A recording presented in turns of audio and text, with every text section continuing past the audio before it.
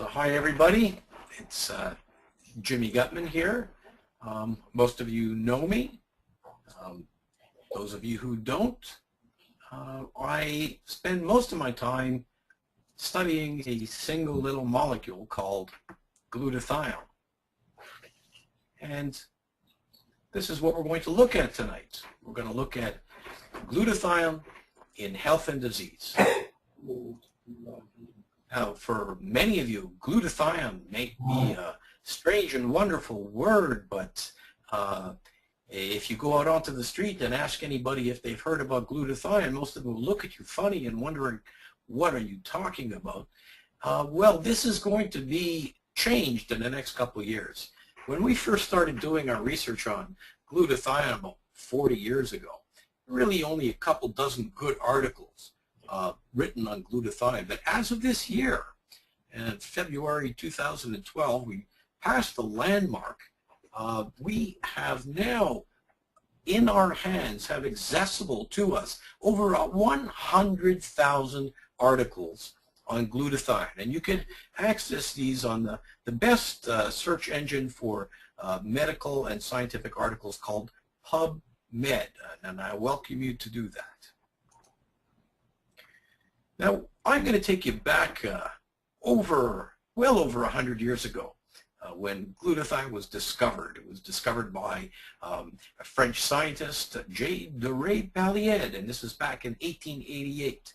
And he didn't name it glutathione, but he called it and considered it coincident with the origin of life. And the reason why he did that is because every living tissue that he looked at, whether it was from a human, an animal, an insect, or even a plant, contained this glutathione. So he knew that it was essential to life, but didn't call it glutathione.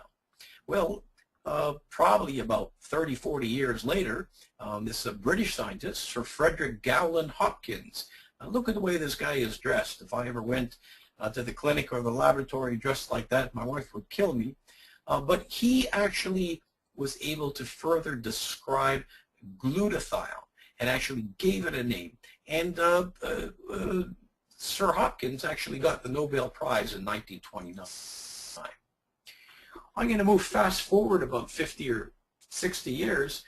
This is Dr. Alton Meister. Most of the foundation work and the modern research done on glutathione is done by this gentleman. He's considered the grandfather of modern-day glutathione biochemistry. He worked very closely with Dr. Anderson. I guess if he's the grandfather, she's got to be considered the grandmother. And they elaborated on the biochemistry, but they really didn't know all that much what glutathione did in your body.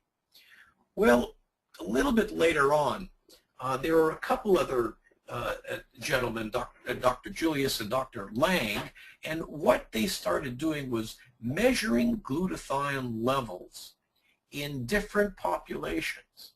And what they were able to determine, they kind of took the lid off the magic box there and discovered that the higher the glutathione levels were, the healthier a person was going to be. The other thing that they discovered was that the older a person was and the more infirm they were, the lower their glutathione levels were. So this started to make a little bit more sense. And sometimes when I show this slide, people want to know which one's Julius and which one's Lang. Neither one of them are those doctors. We go on in time, and a very well-renowned scientist by the name of Dr. Wolf Droge, he was an expert in aging. He was an expert in what we call free radical biology. He was an expert in antioxidants, and he was the first person to describe the effect of glutathione on the immune response in a living organism. And since then, Dr. Droge has published over 300 articles. I mean, this is a huge volume. Just to give you an example, any doctor walking around the hospital that's published 6 articles is walking and strutting like he's king of the world. Dr. Droge has published hundreds. And we move on to where we discovered how to raise glutathione with natural proteins. And in this case, it's Dr. Gustavo Bunos and Dr. Kongshaven who discovered this product called Immunocal. And Immunocal is a natural protein that, unlike drugs, which have side effects, Dr. Bunos and Kongshaven were able to raise glutathione on a sustained basis, first in animals and then finally in human beings. And their results were so impressive that other people started repeating their work. And here is a picture of Dr. Luc Montagnier. He won the Nobel Prize in 2008 for his discovery of the AIDS virus.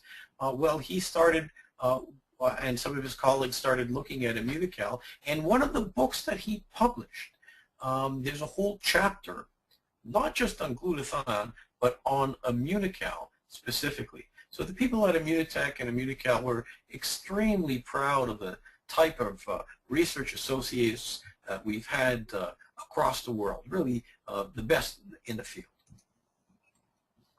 Now this might be the most important slide tonight. How do you raise glutathione? Well, you can't raise glutathione by eating glutathione. If you eat glutathione, it's rapidly going to be broken down in your digestive tract, and you'll end up with just very expensive toilet water. Glutathione has to be manufactured by your own cells. And the only way to do that is to give your cells the building blocks, or what we call precursors, so your cells can make glutathione. Now, there are a number of different sources here. Of course, there's drugs, there's natural sources, there's natural supplements. Let's look at some of these. Well, the drugs, the majority of these are considered at the research stage, except for N-acetylcysteine. N-acetylcysteine is probably the most commonly used drug to raise glutathione. N-acetylcysteine is really a fantastic drug. I use it myself in the emergency department if I've got to take care of somebody with a nasty overdose or with fulminant liver failure. But the problem with NAC, or N-acetylcysteine, just like so many other drugs, it's got a bunch of side effects. And people who receive N-acetylcysteine generally don't feel very well. But I'd rather have a sick person than a dead person. The other problem with the N-acetylcysteine is that it only lasts a couple hours, what we call a short half-life. So if you give it to a patient, it's gone in a few hours. So the only way to raise glutathione with N-acetylcysteine on a sustained basis is to give it to them multiple times during the day. And if it made them feel sick the first time, it's going to make them feel 5 times as sick the 5th time. Now, of course, the best way to raise glutathione is with natural foods. But this is becoming very, very difficult these days. Here we have a picture of a gentleman in the far north. They've just chopped up a whale, and fresh and bloody, he's eating it. Now, one of his cousins back in the city has ordered a nice hamburger at a fast food joint. Now, this might look more attractive to you and more palatable, but trust me, this fresh raw meat is far healthier and contains glutathione precursors. This doesn't. Now, unfortunately, we don't eat like that anymore. We can use vegetables. Well, the vegetables have to be raw. If you cook vegetables, you destroy the glutathione building blocks. You destroy the precursors. Now, why do I have a truck with vegetables? Because these days, that's how much vegetables you're going to have to eat to get a decent amount of glutathione precursors. What we've done to our soils, what we've done to our plants, you know, the cauliflower that you're going to pick up at the farmer's market this weekend is not at all like the cauliflower that your mom put on your plate when you were a kid. Eggs, but again, the eggs have to be raw. And eating raw eggs carries a serious risk. Here in Quebec, where I'm doing this broadcast from, probably a third of the eggs, if you were to culture them, would culture positive for salmonella. So for health reasons, it's important to cook our eggs. We cook our eggs and we kill the glutathione precursors. Raw meat is another one. It's finally summer. We're going to be barbecuing, and if you like to barbecue your meat where it's still kind of red or blue inside, well, you're going to be getting some glutathione precursors. You're also probably going to be getting far more cholesterol and fat and toxins and steroids and pesticides than you want too. So eating raw meat, that's a little limiting. If you like having sushi, well, you can eat sushi every meal. You will raise your glutathione, but you'll probably also go broke. The best source of all for glutathione precursors is human mother's milk. Very, very easy to get once in your life. And of course, you can get glutathione precursors from animal milk too. Here we see some cow's milk. But again, the milk must be raw. And in most of Canada and most of the United States, raw milk, it's even illegal to sell raw milk. You see, milk, if it stands for too long, has a risk of bacterial overgrowth. And the way to prevent bacteria growing in milk, well, what do? You pasteurize it. What is pasteurization? Pasteurization is heating, and as we said before, if you heat these sensitive building blocks, they just don't work very well. What Immunotec does, it actually does use cow's milk. It is very, very fussy about the cows we use. Right now, we're only using one herd in all of North America. It comes from a state where the pollution levels are extremely low. We check for toxins, pesticides, herbicides.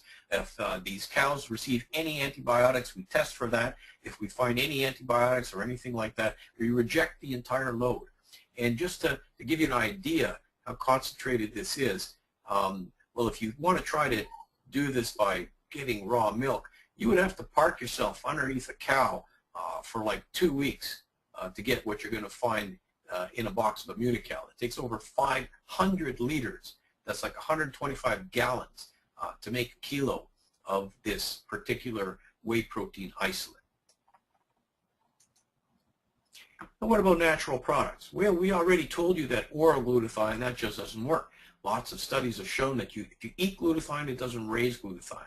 Cysteine is an important part of glutathione, but if you just eat cysteine, and you could find cysteine supplements, they're no good either. If it's a free amino acid cysteine, it becomes rapidly oxidized and in fact can make you ill. The cysteine has to be part of a larger protein.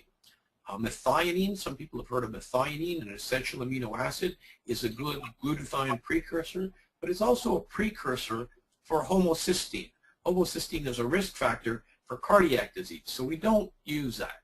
Melatonin will raise glutathione in the brain a bit. Lipoic acid will work for a short while but then backfire. All of you people who practice natural medicine and herbal medicine know that milk thistle can raise glutathione levels a little bit. The active ingredient in milk thistle is silymarin.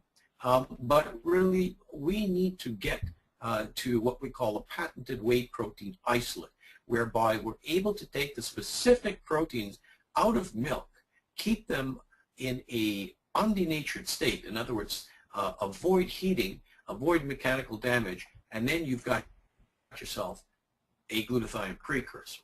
Now, glutathione, you know, if I were to speak to a group of doctors, I would talk about a dozen different things that glutathione does inside of your cell, most of which would put you to sleep in 5 minutes. But tonight, if you can remember 3 things represented by the word AID, well, then you'll have 95% knowledge of what glutathione does. A stands for antioxidants, I stands for the immune system, and D stands for detoxification. Let's look at antioxidants. Well, we all know about antioxidants and their importance in literally hundreds of disease processes.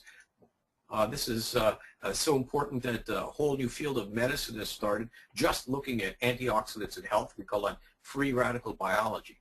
Well, if we're going to be talking about antioxidants, we also need to talk about oxidants. We need to know what oxidation is. If you leave a bunch of metal or nails outside for a couple of weeks, they're going to rust. This is oxidation. If you leave a tub of butter out in the sun, it's going to become rancid. This too is oxidation.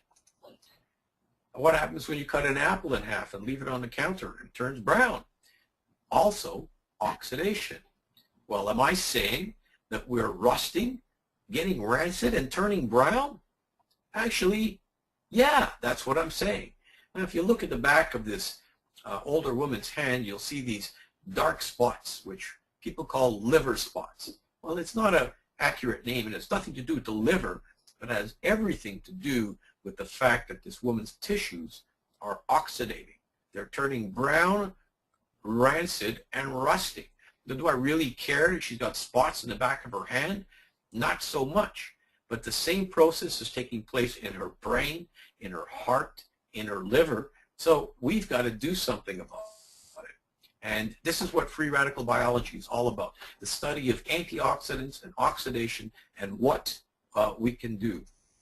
And there are literally hundreds of different disease processes where antioxidants can either prevent or even treat a problem.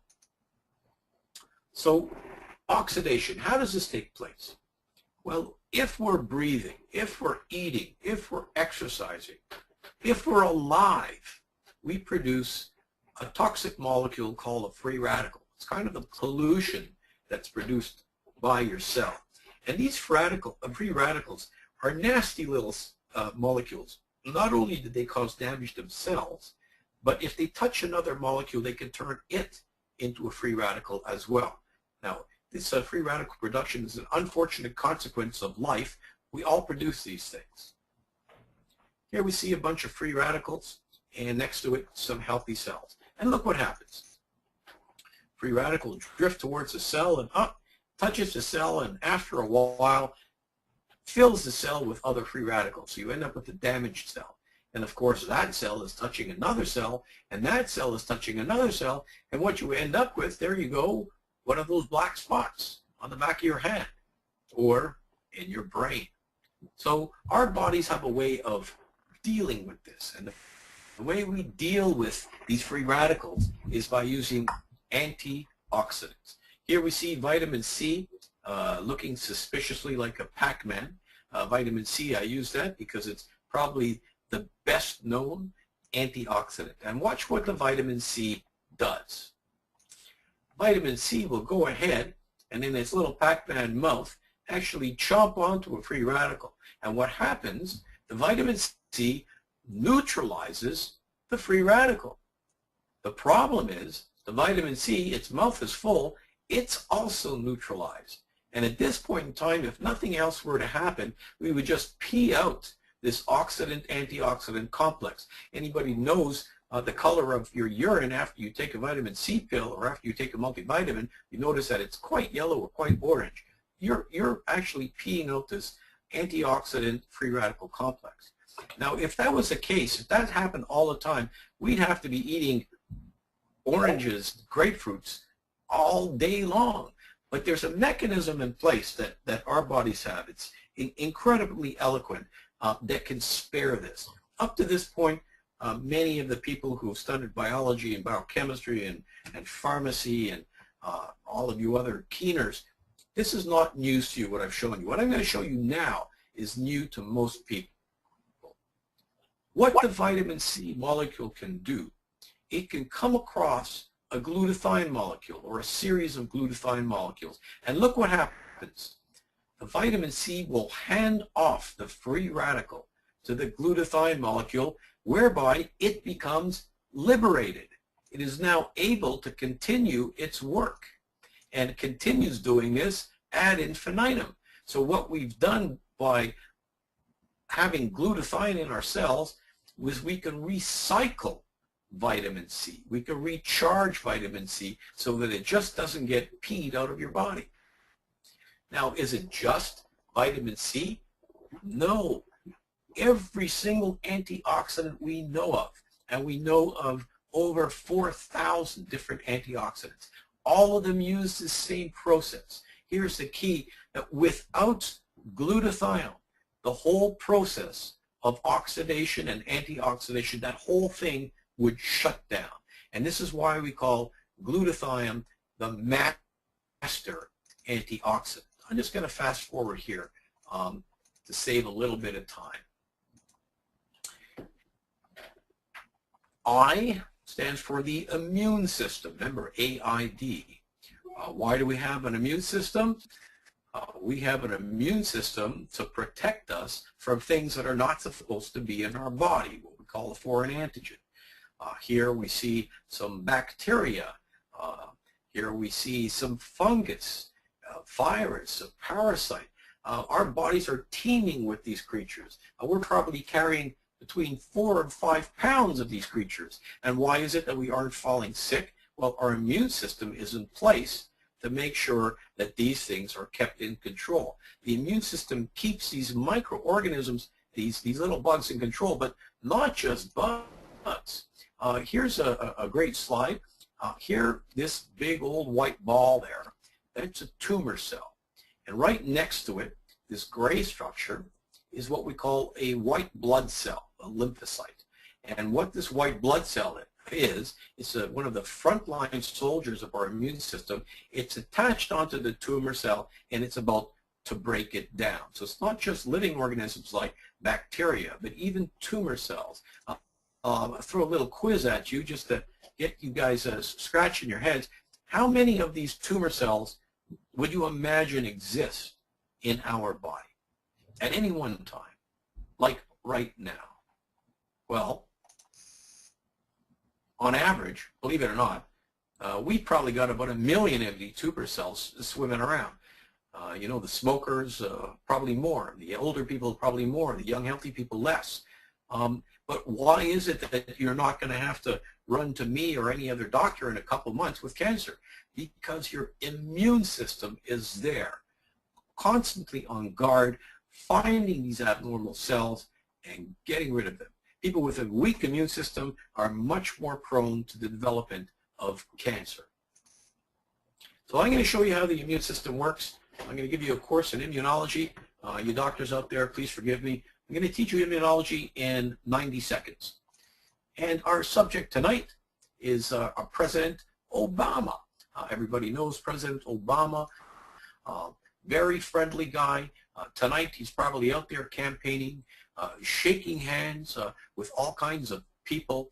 The problem is when you're in a crowd like that shaking hands, somebody is going to leave a small glob of viral secretion on Obama's finger. And then Obama is going to either rub his nose, scratch his eye, touch his ear, and this gives that viral particle the opportunity to enter into his bloodstream. And you see very quickly surrounded by those frontline soldiers, those white blood cells that are going to seek and try to destroy this viral particle. In 15 or 20 minutes, Obama might be loaded with hundreds of thousands, if not millions, of viral particles. But he's only got so many soldiers. He's only got so many white blood cells. How can he possibly take on a large threat like that? Well, the white blood cells will start making copies of themselves. They'll start duplicating themselves. They'll start cloning themselves. This almost looks like multi-level marketing here, doesn't it? These white blood cells can actually multiply themselves about 500 times. That does not mean 500 white blood cells. It's 500 multiplications. If you got a calculator in your hand, you don't have enough room on the screen of the calculator to accept that number. Now here's the punchline. Without glutathione, this whole process here fails. The cloning of these white blood cells just slows down and comes to a stop. People with low glutathione levels are immunocompromised. They cannot fight off infections adequately. So you need to think of glutathione literally as food or fuel for your immune system. Finally, D for detoxification, something everybody's concerned about. When I was an emergency doctor, I knew about glutathione because I would use it to take care of certain drug overdoses. And I would use a drug, N-acetylcysteine, to raise glutathione. And unfortunately, my patients all fell sick on it, but it was very effective. But as an emergency doctor, I knew about these certain overdoses. But what I didn't know, check out this list. I mean, if your computer screen went all the way down to the floor, I could fill it with stuff that you are exposed to every day of every week, things that you eat, things that you breathe, things that you drink, and glutathione is absolutely critical for getting rid of these things. Things like automobile exhaust and cigarette smoke and all the junk that our industry spews out into the environment, and pesticides and herbicides. And I have a picture of fish there because when we eat fish, unfortunately, we're probably also eating heavy metals like mercury and lead. You know, every time you've got a barbecue in the backyard, I mean, great, it's summer now, we're going to be barbecuing, but when you're eating the stuff off your barbecue, you're eating a bunch of carcinogens, which are only eliminated by glutathione. Every time you have a hot dog, every time you clean your house, and on and on and on. And by no coincidence, the highest levels of glutathione to be found in your body is in your liver, which is, after all, your major organ of detoxification.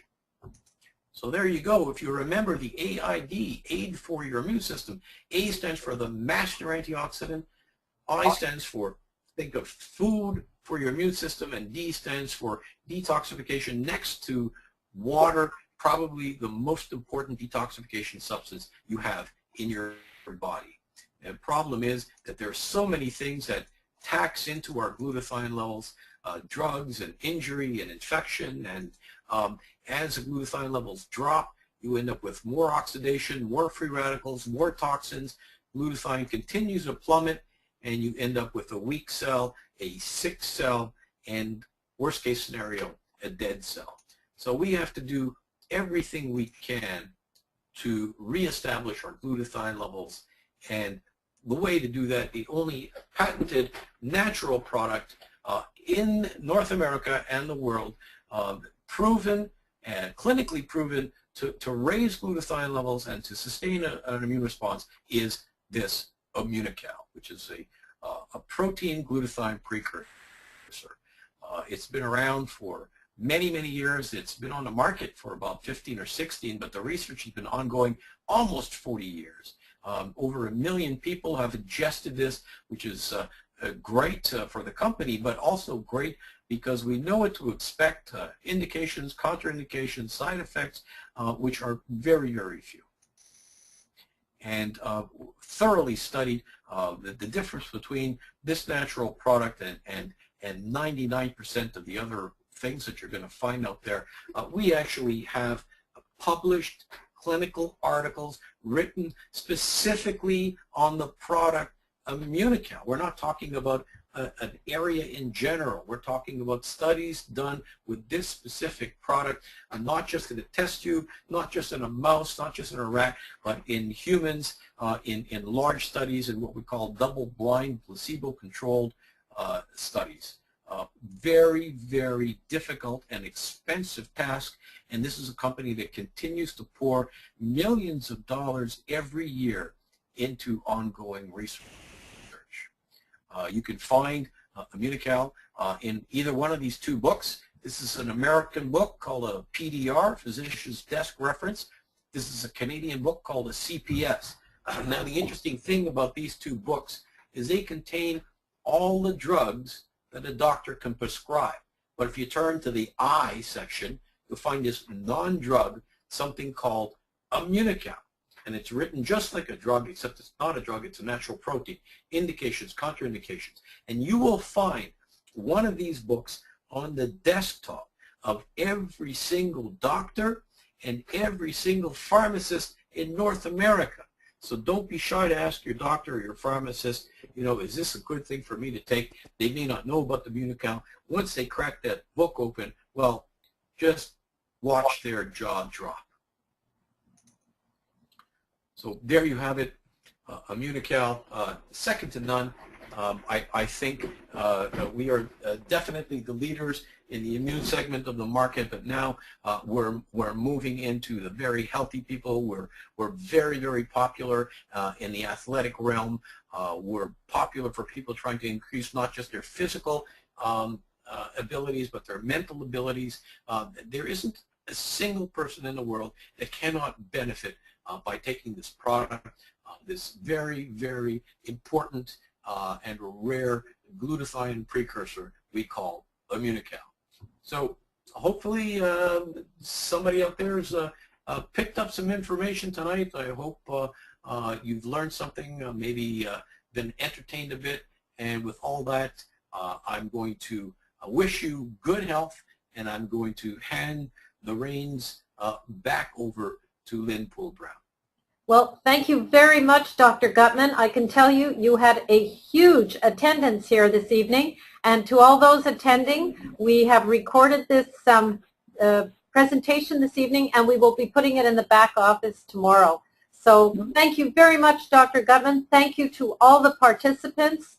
As far away as Ireland, I noticed. Hi, Willie.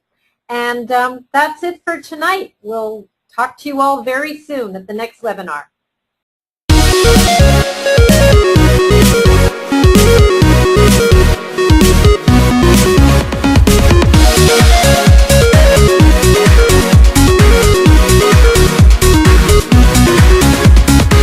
Soy yo ese motor, quien me da la potencia, soy mi motivación.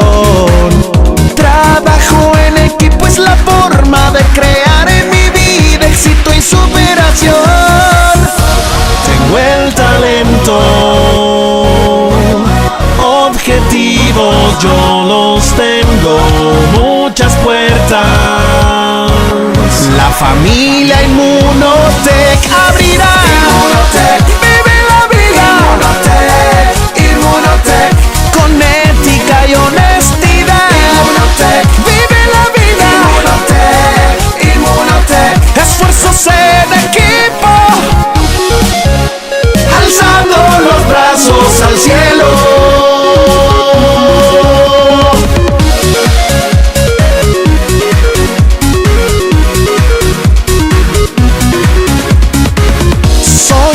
Soy yo ese motor, quien me da la potencia, soy mi motivación. Trabajo en equipo, es la forma de crear en mi vida éxito y superación. Tengo el talento, objetivos yo los tengo, muchas puertas.